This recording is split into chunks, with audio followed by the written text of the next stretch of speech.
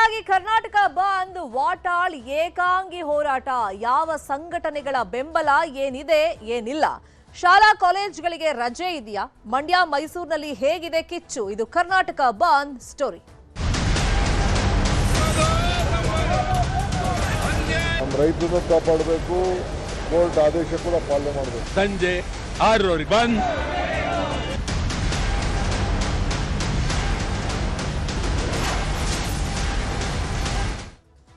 ಕಾವೇರಿ ನೀರಿಗಾಗಿ ವಾಟಾಳ್ ನಾಗರಾಜ್ ನೇತೃತ್ವದಲ್ಲಿ ಅಖಂಡ ಕರ್ನಾಟಕ ಬಂದ್ಗೆ ಇವತ್ತು ಕರೆಯನ್ನ ನೀಡಲಾಗಿದೆ. ಬೆಳಗ್ಗೆ 6 ಗಂಟೆಯಿಂದ ಸಂಜೆ 6 ಗಂಟೆ ತನಕ ಬಂದ್ ಬಂದ್ ಬಂದ್ ಅಂತೇಳಿ ವಾಟಾಳ್ ನಾಗರಾಜ್ ಅವರು ಹೇಳ್ತಾ ಸಂಘಟನೆಗಳು ಬೆಂಬಲ ಕೊಡಬೇಕು ಅಂತ ಹೇಳಿ ಮನವಿಯನ್ನ ಮಾಡಿಕೊಂಡಿದ್ರು. ಹಾಗಾದ್ರೆ ಕರ್ನಾಟಕದಾದ್ಯಂತ ಬಂದ್ ಚಿತ್ರಣ ಹೇಗಿದೆ?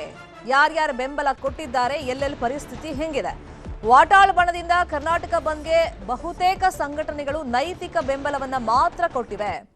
ಬಂದ್ಗೆ ಕರವೇ ಬಣಗಳಿಂದ ಬೆಂಬಲ ಇಲ್ಲ. ಆಟೋ ಕ್ಯಾಬ್ ಚಾಲಕರಿಂದಲೂ ಕೂಡ ಬೆಂಬಲ ಇಲ್ಲ. ಶಾಲಾ ಕಾಲೇಜುಗಳಿಗೆ ಯಾವುದೇ ರೀತಿಯಲ್ಲೂ ರಜೆ ಘೋಷಣೆ ಆಗಿಲ್ಲ. ಇನ್ನು ವಾಟಾಳ್ ನಿವಾಸದ ಮುಂದೆ ಬಿಗಿ ಬಂದೋಬಸ್ತ್ ಕೈಗೊಳ್ಳಲಾಗಿದೆ. ಮನೆ ಬಳಿಯಲ್ಲೇ ವಾಟಾಳ್ ಅವರನ್ನ ವಶಕ್ಕೆ ಪಡೆಯುವಂತಹ ಚಾನ್ಸಸ್ ಇದೆ. ಟೌನ್ ಹಾಲ್ ನಲ್ಲಿ ಪ್ರತಿಭಟನೆ ಮಾಡೋದಕ್ಕೆ ಪ್ಲಾನ್ ಮಾಡ್ಕೊಂಡಿದ್ರು. ಆದ್ರೆ ಟೌನ್ ಹಾಲ್ಗೆ ಹೋಗೋಕೆ ಬಿಡಬಾರ್ದು ಅಂತ ಹೇಳಿ ಪೊಲೀಸರು ಪ್ಲಾನ್ ಮಾಡ್ಕೊಂಡಿದ್ದಾರೆ ಅಂತ ಹೇಳಿ ಮಾಹಿತಿ ಇದೆ. ಅಂದ್ರೆ ವಾಟಾಳ್ ಅವ್ರ ಮನೆಯಿಂದ ಹೊರಗಡೆ ಬರ್ತಿದ್ದಂಗೆ ಅಲ್ಲೇ ಅವರನ್ನ ವಶಕ್ಕೆ ಪಡೆಯೋದಕ್ಕೆ ಎಲ್ಲ ತಯಾರಿಗಳು ಪೊಲೀಸರ ಕಡೆಯಿಂದ ಆಗಿದೆ. ಮತ್ತೆ ಪ್ರಮುಖ ಸರ್ಕಲ್ಗಳಲ್ಲಿ ಬೆಳಗ್ಗೆಯಿಂದಲೂ ಕೂಡ ಪೊಲೀಸರು ಈಗ ಭದ್ರತೆಯನ್ನ ಕೊಟ್ಟಿದ್ದಾರೆ. ಅಹಿತಕರ ಘಟನೆಗಳು ಆಗಬಾರದು ಅಂತ ಹೇಳಿ. ಇನ್ನು ಪ್ರತಿಭಟನೆಗೂ ಮುನ್ನವೇ ಕರವೇ ನಾಯಕರನ್ನ ವಶಕ್ಕೆ ಪಡೆಯಲಾಗಿದೆ. ಕರವೇ ಗಿರೀಶ್ ಗೌಡ ಅವರನ್ನ ಪೊಲೀಸರು ವಶಕ್ಕೆ ಪಡೆದಿದ್ದಾರೆ. ವಾಟಾಳ್ ನಾಗರಾಜ್ ಬಣದ ಪ್ರಮುಖ ಹೋರಾಟಗಾರ ಈತ. ಬೆಳಗ್ಗೆ ಅವ್ರ ಮನೆಯಿಂದಲೇ ಪೊಲೀಸರು ವಶಕ್ಕೆ ಪಡೆದಿದ್ದಾರೆ. ಸಂಪಿಗೆಹಳ್ಳಿ ಪೊಲೀಸರು ಗಿರೀಶ್ ಗೌಡನನ್ನ ವಶಕ್ಕೆ ಪಡೆದಿದ್ದಾರೆ. ಈಗ ವಾಟಾಳ್ ನಾಗರಾಜ್ ಬಣದಿಂದ ಅಖಂಡ ಕರ್ನಾಟಕ ಬಂದ್ಗೆ ಕರೆಯನ್ನ ಕೊಟ್ಟಿದ್ದು ಎಲ್ಲ ಸಂಘಟನೆಗಳು ಬಹುತೇಕ ಸಂಘಟನೆಗಳು ನೈತಿಕ ಬೆಂಬಲವನ್ನ ಮಾತ್ರ ಸೂಚಿಸಿರೋದು. ಹಾಗಾಗಿ ವಾಟಾಳ್ ಬಣದಿಂದಲೇ ಹೋರಾಟ ತೀವ್ರ ಮಾಡಬಹುದು ಅನ್ನೋ ನಿರೀಕ್ಷೆಯೊಂದಿಗೆ ಪೊಲೀಸರು ಅವ್ರ ಬಣದಲ್ಲಿ ಪ್ರಮುಖ ನಾಯಕರು ಯಾರ್ಯಾರಿದ್ದಾರೆ ಅವರನ್ನೆಲ್ಲ ಮನೆಯಿಂದಲೇ ವಶಕ್ಕೆ ಪಡೆಯುವಂತ ಕೆಲಸಗಳನ್ನ ಮಾಡ್ತಾ ಇದ್ದಾರೆ. ಅದರಂತೆ ಕರವೇ ಗಿರೀಶ್ ಗೌಡನನ್ನ ಪೊಲೀಸರು ವಶಕ್ಕೆ ಪಡೆದಿದ್ದಾರೆ. ವಾಟಾಳ್ ನಾಗರಾಜ್ ನಿವಾಸದ ಮುಂದೆನೂ ಕೂಡ ಪೊಲೀಸರು ಭದ್ರತೆಯನ್ನ ಕೈಗೊಂಡಿದ್ದಾರೆ.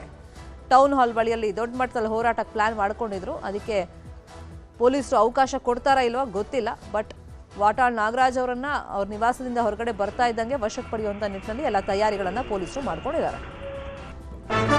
ಇನ್ನು ಮೆಜೆಸ್ಟಿಕ್ ನಲ್ಲಿ ಪರಿಸ್ಥಿತಿ ಹೆಂಗಿದೆ? ಎಂದಿನಂತೆ ಬಸ್ ಸಂಚಾರ ಆಗ್ತಾ ಇದೆ. ಬಿಎಂಟಿಸಿ ಕೆಎಸ್ಆರ್ಟಿಸಿ ಬಸ್ ಸಂಚಾರ ನಡೀತಾ ಇದೆ. ಮೆಜೆಸ್ಟಿಕ್ ಸುತ್ತಮುತ್ತ ಪೊಲೀಸರು ಬಂದೋಬಸ್ತ್ ಅನ್ನ ಕೈಗೊಂಡಿದ್ದಾರೆ. ಇನ್ನು ಹೋಟೆಲ್ ಸೇರಿದಂಗೆ ಎಲ್ಲ ಅಂಗಡಿಗಳು ಇವತ್ತು ಓಪನ್ ಆಗಿದೆ. ಯಥಾ ಪ್ರಕಾರ ಕೆಆರ್ ಮಾರ್ಕೆಟ್ ಟೌನ್ ಹಾಲ್ ನಲ್ಲಿ ಬಂದೋಬಸ್ತ್ ಕೈಗೊಂಡಿದ್ದಾರೆ. ಎಂದಿನಂತೆ ಸಹಜ ಸ್ಥಿತಿಯಲ್ಲಿ ಬೆಂಗಳೂರಿದೆ. ಬಂದ್ನ ವಾತಾವರಣ ಬೆಂಗಳೂರಲ್ಲಿ ಕಂಡು ಬರ್ತಾ ಇಲ್ಲ.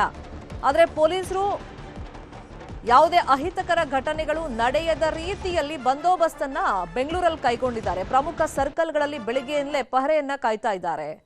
ಮೆಜೆಸ್ಟಿಕ್ ಸುತ್ತಮುತ್ತ ಬಿಗಿ ಬಂದೋಬಸ್ತ್ ಕೈಗೊಂಡಿದ್ದಾರೆ. ಪಬ್ಲಿಕ್ ಟ್ರಾನ್ಸ್ಪೋರ್ಟ್ ನಲ್ಲಿ ಯಾವುದೇ ವ್ಯತ್ಯಾಸಗಳು ಆಗಿಲ್ಲ. ಇದು ಪ್ರಯಾಣಿಕರ ಗಮನಕ್ಕೆ. ಇವತ್ತು ಬಂದಿರುತ್ತೆ, ಬಸ್ ಸಿಗುತ್ತೋ ಇಲ್ವೋ, ಮೆಟ್ರೋ ಸಿಗುತ್ತೋ ಇಲ್ವೋ, ಈ ಥರ ಗೊಂದಲಗಳು ಬೆಂಗಳೂರಿನ ಮಂದಿಗೆ ಬೇಡ. ಎಂದಿನಂತೆ ಮೆಜೆಸ್ಟಿಕ್ನಲ್ಲಿ ಕೆಎಸ್ಆರ್ಟಿಸಿ ಬಿಎಂಟಿಸಿ ಬಸ್ ಸಂಚಾರ ನಡೀತಾ ಇದೆ. ನಮ್ಮ ಮೆಟ್ರೋ ಕೂಡ ನಿಮಗೆ ಅವೈಲಬಲ್ ಇರುತ್ತೆ.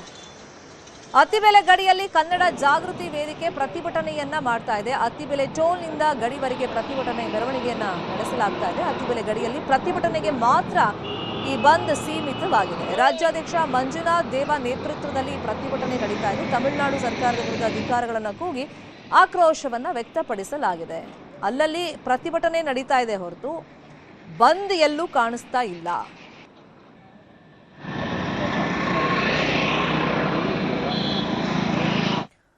ಇದೇ ವಿಷಯವಾಗಿ ಇನ್ನಷ್ಟು ಡೀಟೇಲ್ ಆಗಿ ಇನ್ಫಾರ್ಮೇಶನ್ ಕೊಡ್ತಾ ಹೋಗೋದಕ್ಕೆ ನೇರ ಸಂಪರ್ಕದಲ್ಲಿ ಕನೆಕ್ಟ್ ಆಗಿದ್ದಾರೆ ನಮ್ಮ ರಿಪೋರ್ಟರ್ ಪ್ರಗತಿ ಶೆಟ್ಟಿ. ಪ್ರಗತಿ ಶೆಟ್ಟಿ, ಅಖಂಡ ಕರ್ನಾಟಕ ಬಂದ್ಗೆ ವಾಟಾಳ್ ನಾಗರಾಜ್ ಕರೆ ಕೊಟ್ಟರು.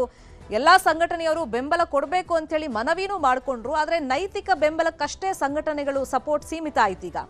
ಹಂಗಾಗಿ ಇವತ್ತಿನ ಬಂದ್ ಚಿತ್ರಣ ಹೆಂಗ್ ಕಂಡು ಬರ್ತಾ ಇದೆ ಬೆಂಗಳೂರಲ್ಲಿ? ಶರ್ಮಿತಾ ಶೆಟ್ಟಿ, ಇವತ್ತಿನ ಬಂದು ಒಂದು ಸಾಂಕೇತಿಕವಾದ ಬಂದ್ ಆಯ್ತಾ ಅಥವಾ ಪ್ರತಿಭಟನೆಗೆ ಮಾತ್ರ ಸೀಮಿತ ಆಯ್ತಾ ಅನ್ನುವಂತಹ ಪ್ರಶ್ನೆ ಹುಟ್ಕೊಂಡಿದೆ. ಯಾಕಂದ್ರೆ ಅಖಂಡ ಕರ್ನಾಟಕ ಬಂದ್ ಮಾಡ್ತೀವಿ ಅಂತ ವಾಟಾಳ್ ನಾಗರಾಜ್ ಅವರು ಕರೆ ಕೊಟ್ಟರು. ಆರಂಭದಲ್ಲೇ ಇವರಿಗೆ ಸಾಕಷ್ಟು ಸಂಘಟನೆಗಳು ಸಾಥ್ ಕೊಟ್ಟವು. ಆದ್ರೆ ಮೊನ್ನೆ ಹೊತ್ತಿಗೆ ನಿನ್ನೆ ಸಂಜೆಯ ಹೊತ್ತಿಗೆ ಸಂಪೂರ್ಣ ಚಿತ್ರಣ ಬದಲಾಗಿ ಹೋಯ್ತು. ಯಾರೆಲ್ಲ ಸಾಥ್ ಕೊಟ್ಟಿದ್ರೋ, ಯಾರೆಲ್ಲ ಬೆಂಬಲ ಕೊಟ್ಟಿದ್ರೋ ಅವರೆಲ್ಲ ಬೆಂಬಲವನ್ನ ವಾಪಸ್ ತಗೊಂಡ್ರು. ಕೇವಲ ಕನ್ನಡ ಜಾಗೃತಿ ವೇದಿಕೆ, ಕರುನಾಡ ಸೇನೆ, ವಾಟಾಳ್ ನಾಗರಾಜ್ ನೇತೃತ್ವದ ಒಂದಷ್ಟು ಕನ್ನಡ ಪರ ಸಂಘಟನೆಗಳು ಮಾತ್ರ ಇವರ ಬಂದ್ಗೆ ಬೆಂಬಲವನ್ನ ಕೊಟ್ಟವು. ಅದರಲ್ಲಿ ಈಗಾಗಲೇ 2 ಸಂಘಟನೆ, ವಾಟಾಳ್ ನಾಗರಾಜ್ ಅವರ ರೈಟ್ ಮತ್ತೆ ಲೆಫ್ಟ್ ಅಲ್ಲೇ ಸದಾ ಜೊತೆಗೆ ಇರ್ತಾ ಇದ್ದಂತಹ ಇಬ್ಬರನ್ನ ಈಗಾಗಲೇ ಪೊಲೀಸರು ವಶಕ್ಕೆ ಪಡೆದಿದ್ದಾರೆ. ಯಾವುದೇ ರೀತಿಯಾಗಿ ಅನುಮತಿ ಇಲ್ಲದೆ ಬಂಧನ ಮಾಡಬಾರದು, ಪ್ರತಿಭಟನೆ ಮಾಡಬಾರದು ಅನ್ನುವಂತಹ ಕಾರಣಕ್ಕೆ ವಶಕ್ಕೆ ಪಡ್ಕೊಂಡಾಗಿದೆ. ವಾಟಾಳ್ ನಾಗರಾಜ್ ಅವರು ಏನಾದ್ರೂ ಟೌನ್ ಹಾಲ್ಗೆ ಹೊರಟ್ರೆ, ಮನೆಯಿಂದ ಟೌನ್ ಹಾಲ್ ನತ್ತ ಹೊರಟ್ರೆ ಅವ್ರನ್ನೂ ಕೂಡ ವಶಕ್ಕೆ ಪಡ್ಕೊಳ್ಳೋದಕ್ಕೆ ಪೊಲೀಸರು ಸಕಲ ಸಿದ್ಧತೆಯನ್ನ ಕೂಡ ಮಾಡ್ಕೊಂಡಿದ್ದಾರೆ. ಇನ್ನು ಇಡೀ ಬೆಂಗಳೂರಿನಲ್ಲಿ ಸಹಜವಾಗಿ ಜನರ ಓಡಾಟ ಆಗ್ಲಿ ಅದೆಲ್ಲವೂ ಕೂಡ ಕಾಮನ್ ಆಗಿ ಕಂಡು ಬರ್ತಾ ಇದೆ. ಆದ್ರೆ ಸದ್ಯದ ಮಟ್ಟಿಗೆ ಜನಸಂಖ್ಯೆ ಅಂದ್ರೆ ಓಡಾಟ ಜನರ ಸಂಖ್ಯೆ ಇದೆಯಲ್ಲ ಅದು ಸ್ವಲ್ಪ ಪ್ರಮಾಣದಲ್ಲಿ ಕಡಿಮೆ ಆಗಿದೆ. ನಾನು ಶಾಂತಿನಗರದಲ್ಲಿ ಇದ್ದೀನಿ, ನಿಮ್ಗೆ ನೇರವಾಗಿ ಡಿಪೋ ಒಳಗಡೆ ಇರುವಂತಹ ವಿಜುವಲ್ಸ್ ಅನ್ನು ಕೂಡ ನಾನು ನಿಮ್ಗೆ ತೋರಿಸ್ತಾ ಹೋಗ್ತೀನಿ.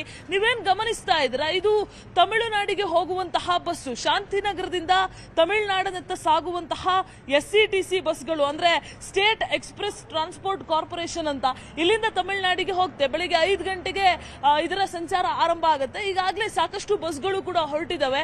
ಇಲ್ಲಿಂದ ಅಗತ್ಯ ಬಿದ್ರೆ, ಅವಶ್ಯಕತೆ ಇದ್ರೆ, ಭದ್ರತೆಯ ಅನಿವಾರ್ಯತೆ ಇದ್ರೆ ಮಾತ್ರ ಬಿಗಿ ಪೊಲೀಸ್ ಭದ್ರತೆಯ ಜೊತೆಗೆ ಒಬ್ರು ಪೊಲೀಸ್ ಕೂಡ ಇದರೊಟ್ಟಿಗೆ ಈ ಬಸ್ ನಲ್ಲಿ ಹೋಗಿ ಗಡಿಭಾಗದವರೆಗೂ ಕೂಡ ಇವರಿಗೆ ಭದ್ರತೆಯನ್ನ ಕೊಡ್ತಾರೆ. ಆದ್ರೆ ಪರಿಸ್ಥಿತಿ ಇವರಿಗೆ ಅಷ್ಟು ಉದ್ವಿಗ್ನ ಆಗಿಲ್ಲ. ಸೊ ಹಾಗಾಗಿ ನೀವು ಗಮನಿಸ್ತಾ ಇರಬಹುದು, ಸಾಲಾಗಿ ಬಸ್ಸುಗಳು ಕೂಡ, ಈ SCTC ಬಸ್ಗಳು ಕೂಡ ನಿಂತಿರುವಂತಹದ್ದು. ಬಟ್ ಬರುವಂತಹ ಜನರ ಸಂಖ್ಯೆ ಸ್ವಲ್ಪ ಪ್ರಮಾಣದಲ್ಲಿ ಕಡಿಮೆ ಇದೆ.